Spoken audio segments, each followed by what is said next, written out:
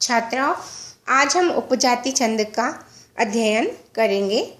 स्यादिन्द्र वज्रा यदि तौ जगौ गः, उपेन्द्र वज्रा जतजास्ततो गौ, अनन्तरोदीरित लक्ष्म भाजौ, पादौ यदि यावुपजातयस्ताः, इत्थं किलान्यास्वपि मिश्रितासु, वदन्ति जातिष्विदमेव नाम।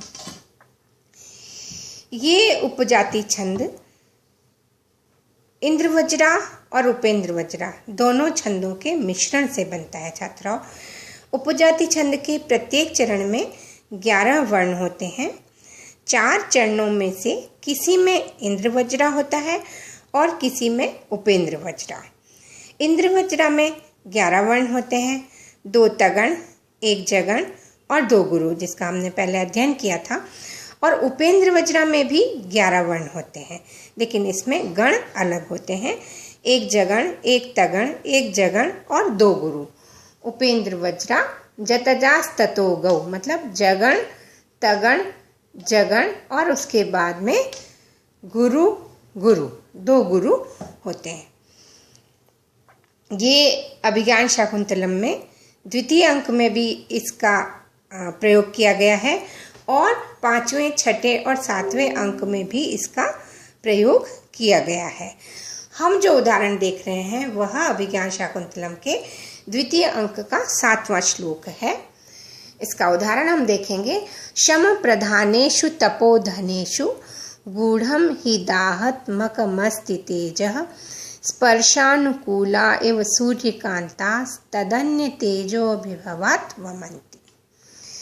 देखिए छात्राओं, इसमें 4 चरण और चारों चरण में किसी में इंद्रवज्रा होगा और किसी में उपेंद्र वज्रा, और 2 छंद जहाँ पर है तो एक श्लोक में उपजाति छंद तभी होगा जब इंद्रवज्रा और उपेंद्र वज्रा दोनों छंद का मिश्रण होगा। तो यहाँ पर हम देखेंगे प्रथम चरण में शम प्रधानेषु तपोधनेषु। यहाँ हम देखेंगे कि इसमें इंद्रवज्रा छंद का लक्षण घटित हो रहा है या उपेंद्र वज्रा का। तो हमने देखा स्यादिन्द्र वज्रा यदि तौ जगौगा, उसमें तगण तगण पहले होगा। यहाँ हम देख रहे हैं श म प्र, तो यहाँ लघु, फिर संयुक्त वर्ण के पूर्व अक्षर है तो वो गुरु और फिर लघु, तो ये है लघु गुरु लघु। तो ज भाना, ये तो जगण है, तो जगण पहले किस में होगा, इंद्रवज्रा में या उपेंद्र वज्रा में। देखिए उपेंद्र वज्रा जतजास्ततो गौ, जगण तगण जगण, तो निश्चित रूप से जब जगण आ रहा है तो यहाँ पर संभावना बनती है उपेंद्र वज्रा की। तो अब उसके आगे हम देखेंगे, जगण हो गया, फिर धानेषु तो गुरु गुरु लघु, फिर बन गया ताराज तगण, फिर लघु गुरु और लघु, तो ये जगण का बन गया ज भाना, और फिर 1 गुरु।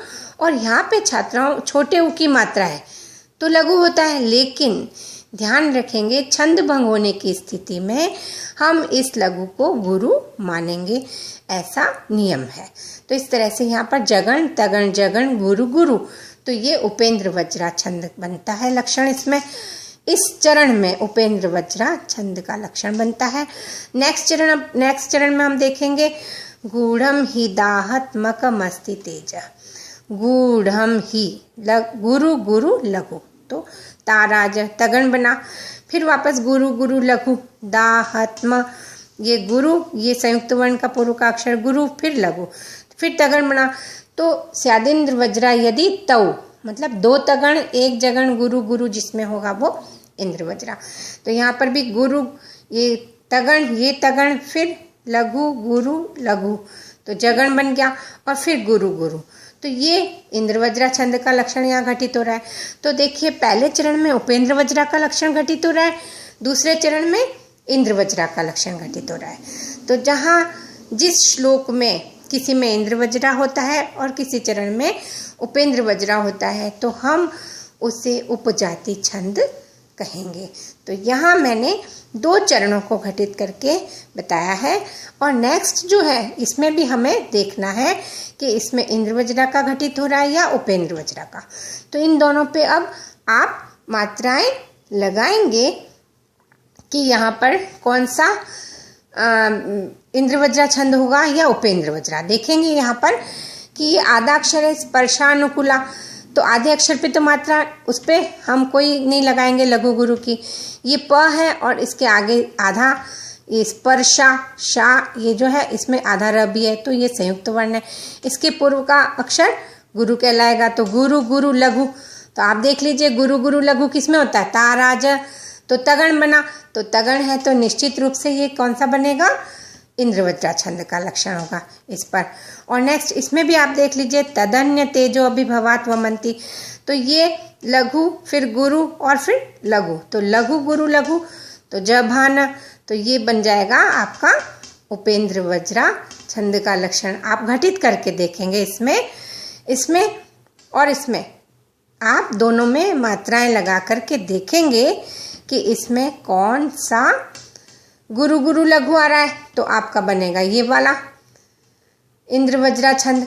और वापस यहाँ पर देख लेंगे तो यहाँ पर अगर उपेंद्रवज्रा का आ रहा है तो हम उपेंद्रवज्रा बनाएंगे, ज भान, तो जगण तगण जगण। इस प्रकार से हम इसमें मात्राएं लगाएंगे। तो दो चरण में मैंने लगाई है, अब तीसरे में आप लगा के देखेंगे और फिर जानेंगे कि इसमें कौन सा छंद का लक्षण घटित हो रहा है। और फिर चारों चरणों में पूरा लगाएंगे, तब हम उसको उपजाति लक्षण आप उसका लगा के देखेंगे और फिर इसको उपजाति छंद पूरा हम कहेंगे कि इस प्रकार चारों चरणों में आप घटित करके बताएंगे। ठीक है, तो 2 चरण मैंने बताया, 2 चरण आप करेंगे और तब ये कंप्लीट कर लेंगे आप। इस तरह से ये उपजाति छंद का लक्षण उदाहरण हमने आज अध्ययन किया। और अब आप इसमें और आगे जो दूसरे अंकों में है, 5वें 6वें 7वें अंक में, उसके उदाहरण भी आप करके देखेंगे कि किस तरह से उनके श्लोकों में उपजाति छंद जिस श्लोक में है 5वें अंक के, जैसे 5वां 20वां 25वां श्लोक है, तो उसका आप उस पर ये लक्षण घटित करके देखेंगे और जानेंगे कि किस प्रकार से इसमें उपजाति छंद का लक्षण घटित हो रहा है। तो ये आप करके देखेंगे। ठीक है, धन्यवाद।